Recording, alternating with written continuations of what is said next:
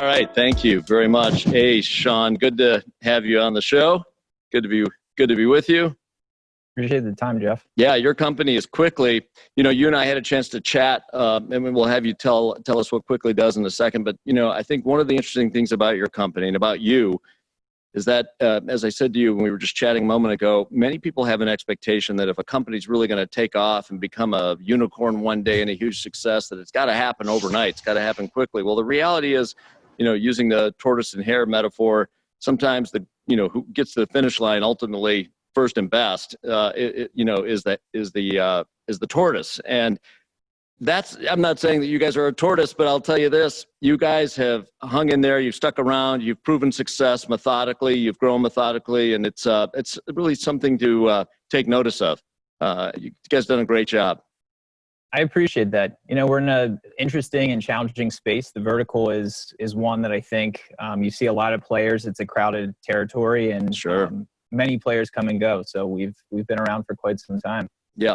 So small businesses in particular, and I know you guys serve a broad market, but small businesses in particular, retailers are looking for creative ways to not have to rely on discounting, creative ways to get new customers and be able to engage and retain my current customers and not have to pay a lot of out of pocket for these programs and so on. You guys kind of check a lot of the boxes. Tell us about what Quikly does for business. Sure. So this Quikly actually started when I was a kid. I noticed that my parents really did not enjoy shopping, had a very negative opinion about it, didn't really like to go out and do any kind of shopping throughout the year, except for one day, and that was during Black Friday, believe it or not. Mm-hmm. And what was interesting about it is I started to kind of discover and study what were the reasons behind it, right? So the anticipation around the event, the excitement, the visceral response that they had, the scarcity of the items, the fear of missing out. Right. And so we actually have dissected that, have figured out a way to replicate that magic and allow brands, whether it be a small retailer, medium-sized retailer, or a large, national retailer, to kind of tap into that psychology and that consumer intrigue and create that visceral response whenever they want. So at our core, that's really what we are. We've created a technology platform. We have a series of, set of solutions that drive certain KPIs or goals. And, we become experts at kind of understanding how to push and pull the levers to drive certain types of consumer response in a short amount of time. So how does it work? I'm a retailer. I sign up for Quikly. What do I do? What does it do for me? Sure. So I think the first thing that we look at is what's the goal? So is the goal to drive revenue? Is the goal to drive your existing customers in? Is the goal to get those existing customers to come back and maybe refer other friends of theirs? But it's really simple. We set up different types of campaigns that basically will tease out special sets of offers or incentives. And to your point, it doesn't always have to be about discount. It can be about exclusive access. It could be about first dibs to product, ahead of others. It could be about a loyalty experience of getting people into a retailer's store location for an event. It's something that's of value, but the catch is, and what makes it exciting is that as a consumer, when you sign up, you don't know when those are getting released. They'll be released over the next couple of hours or days. However, you don't know when that is. So all you know is that you and everyone else who first sign up get notified by text or email. And the faster you are to respond to that, the better off the incentive or opportunity could be for you. So the longer I wait, I've got to move quickly, and thus the branding. As a consumer, I've got to move quickly. Otherwise, the price, well, let's say, for example, if you're using price as the incentive, would go up as I go, or is it that the supply of offers runs out ultimately? It's a capped amount. It's really either of those. So that's one of the variables of the levers that we push or pull. So it's dependent on how we configure it and what the incentive is. But it could be exactly those two scenarios. It could be the price goes up. It could be the discount in value goes down. It could be simply that maybe there's 1,000 items that are available for sale and it's first come, first served to purchase if it's something of high demand and limited supply. And tell us a little bit about the business Quikly. You started 7 years ago, roughly? And tell us about it, so kind of where you started and where you are today. Frame it out for us. Sure. So I'm actually originally from the East Coast. I'm actually back here now. We spent, I after school, when I got done with college, I actually went and started to get students to sign up on campus and basically give us their phone number and say, hey, at some point random, we'll text you out. And it was a similar kind of concept, right? Where the first 100 people who would respond to a text would maybe get a large pizza at the local place on a Wednesday afternoon when they were not busy for $7. And so we saw that kind of from time and time again, we would push these out. 100 people would respond within a minute or two. And then we'd see 60 to 70 of them actually go in and take advantage of those offers. So I grew the platform at the time. It was kind of a very scrappy grassroots approach. All the development was done offshore. I was a one-man band. And we grew the platform to about 25,000 students over the course of 3 to 4 months. I went out and I actually wrote an article at the time about Detroit and what was going on in Detroit. Got introduced to Detroit Venture Partners, ended up going out pitching them on the business. And they ended up saying, come on out, let's set up in Detroit, grow your business from there. This was 2013. Mm-hmm. And I brought my co-founder on at that point, who's our CTO, and really the rest has been history. So we've grown the team to about 20 people. We're still downtown. We have an office space right on Woodward. And it really has been just a phenomenal experience and to be a part of what's going on in the city. Can you give us any idea how many merchants are on board now, or how many, frame out sort of the business that you're doing, how many consumers and so on? Sure. So we've had over 1,000 campaigns we've run so far in the existence of Quikly. We've had over 32 million consumers engage with our campaigns.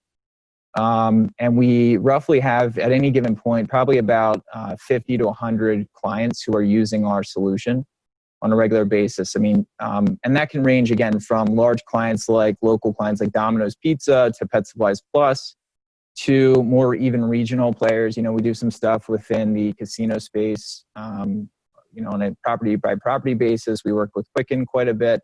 So there's all kinds of use cases that we've kind of configured and have experimented with and seen work over the last couple of years. I love the model and I get it intuitively. I think there'd be a lot of demand out there for it. And the reason I say I think there would be a lot of demand out there for it, I know at some level there is, fortunately for the business. But if I were pushing back, I would ask the question, how are you going to market this business in a way, this fragmented merchant marketplace now, how are you going to market this business in a way where cost of sales doesn't eat you alive? Look, it's a great question. I think what we've seen is that we've continued to have really strong retention rates from leaders in the space, right? Yeah. So Domino's Pizza is a great example where I think you're starting to see in the pizza category, in the QSR category, in the restaurant category, tons of other brands and competitors who are looking to them to say what's working and what's not working, and clearly Domino's is working. So we've had a lot of good success at driving inbound leads that way. I'd say on top of that, we've started to actually look at strategic partnerships and say, where do we have a very complementary business where maybe not traditional stuff that they've been doing, but they have access and scale. So we've started to look at some local partnerships. We've looked at things in the tech space. We've looked at things in the more traditional direct mail response, direct response space. And we're starting to see some really interesting growth trends that way as well. So we're kind of tapping into an existing sales force. Partnerships are tough. They typically don't work that well, and a lot of times they don't work out, but we've been cautiously optimistic and putting some eggs in that basket to see what happens. That's great. And if you look down the road for the company, where do you see the company heading? How and when, and what does it look like? I hate to put a time frame on it, but just in your own words, your own framing of the future of the business, where does this go? Sure. Yeah. So we're continuing to really focus on evolving the platform and the solutions, staying true to our core of, using that consumer psychology, using that visceral response, driving high impact, low effort marketing solutions for marketers. So I see a vision where we become and have continued to kind of lead the charge of urgency marketing. And so whether it be just deepening the relationships and kind of starbursting with, as I call it, within the accounts that we have, with new offerings that kind of fit that model and that mantra, or even just moving into new verticals and new spaces. So we're looking at finance as a big growth opportunity for us. We think auto is actually another interesting one as well. So for me, and I think the team, our vision is to continue to evolve the offering sets, the verticals that we're focused on, and really continue to just be a part of Detroit and what's going on, and hopefully start to, grow the team even further to be able to, help the city come back. I would imagine that because of the flexibility of the platform and the offerings one can create and utilization of the offering that you provide, moving inventory, kind of a flash sale to move inventory. I got to turn inventory into cash. That would be a great application for this. Yeah, so we have 2 or 3 solutions that really focus on that. One is around sales events, right? So, marketers are in a tough role right now. They don't have many tools in their toolbox. They're even strapped for resources from a budget standpoint, and right. even, their teams. So what we've seen is that you can use this to drive excitement and kind of that visceral response and increased response around sales events. So creating almost early access to sales events, to give certain people granted access ahead of time. You could use it to drive merchandise at a local level. So actually specific stores targeting certain groups of people and pockets of people within those store locations within a radius, and actually getting them to go in and, claim up that inventory. And you can also use it for grand openings or store events. Believe it or not, we have a number of clients who are still doing grand openings with everything going on. They're doing store remodels. Or so they're trying to figure out safe, effective ways to almost digitize the traditional model of, line up in stores, or for the grand openings, line up physically. They're creating digitized ways to recreate that experience, and we're helping there as well. And even if you don't drive a sale, which ultimately obviously drives revenue, you can drive a customer lead, right? I mean, you can help deliver customer leads to the merchant. Is that right? Yeah, so one of the cool things, that's correct. One of the features that we have in our campaigns is we can actually motivate certain actions or behavior. So Jeff, for example, if you signed up for a campaign and there was a live release that was coming live in, let's say, a couple days, we might say to you, Jeff, I'll tell you what, if you join this brand's loyalty program right now, we'll give you a heads up as to when these rewards are going to get released. Or if you download the brand's mobile app and engage with it, we'll give you that heads up as to when this is going to go live as well. So we have different kind of, solutions or configurations that we can focus on to say, is the goal app installs, is the goal email signups, loyalty acquisition, and we configure those accordingly. And do I draw, I'm a merchant, are you using my list, or am I using your list, or is it a hybrid of both? So our value prop, really isn't bringing the audience per se. So it's less of a media plan and more of a technology. So a lot of times the brands will actually use and leverage their existing audience to begin with. So they'll push this out simply to, let's say, their email audience. Those people can come in, participate, and then refer others, because we have a referral mechanic too.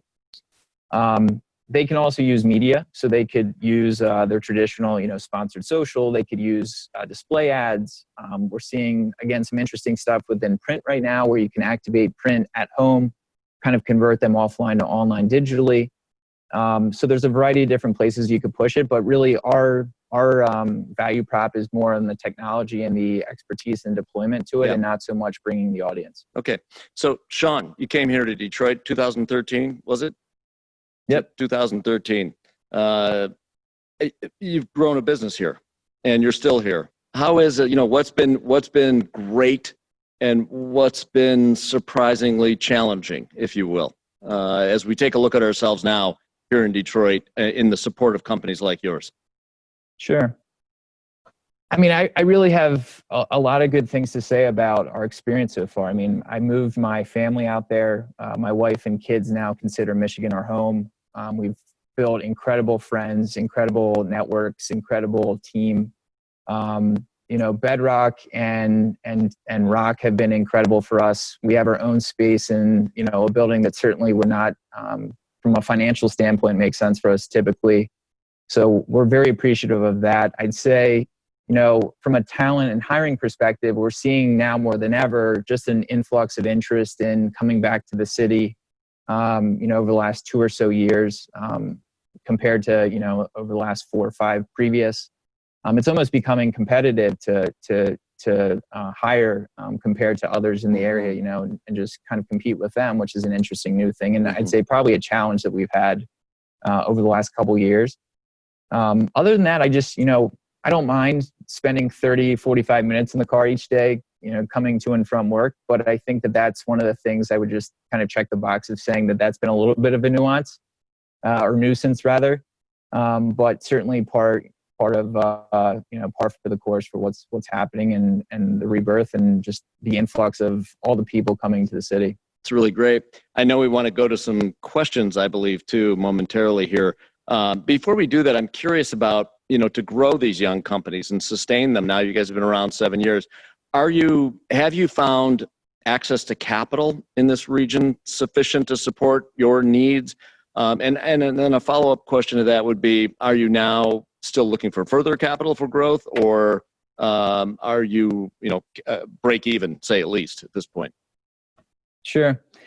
I think we've had some good access to capital in the past. I mean, we're Detroit Venture Partners is one of our main investors.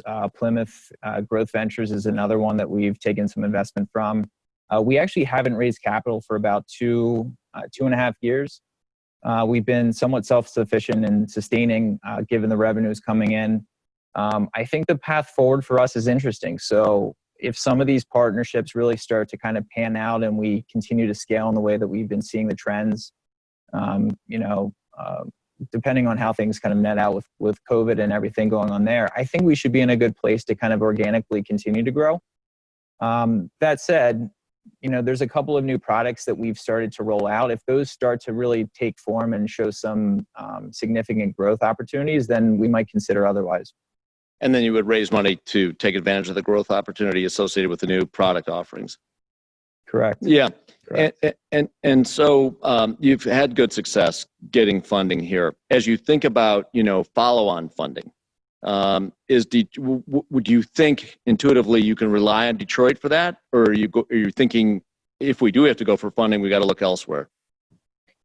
I think at this point, we have a network of, advisors and investors who I feel like we have an opportunity to take locally. I think keeping that local is definitely priority number one. And if that could make sense, I think that would be the best path forward for us. I think that that's something you can achieve locally in Detroit at this point.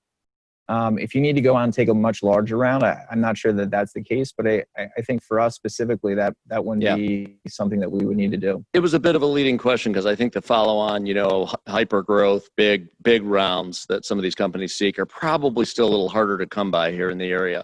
But we've really filled the gap nicely for early venture, even angel funding. It's pretty robust here now. It's incredible. For sure. Let me ask you.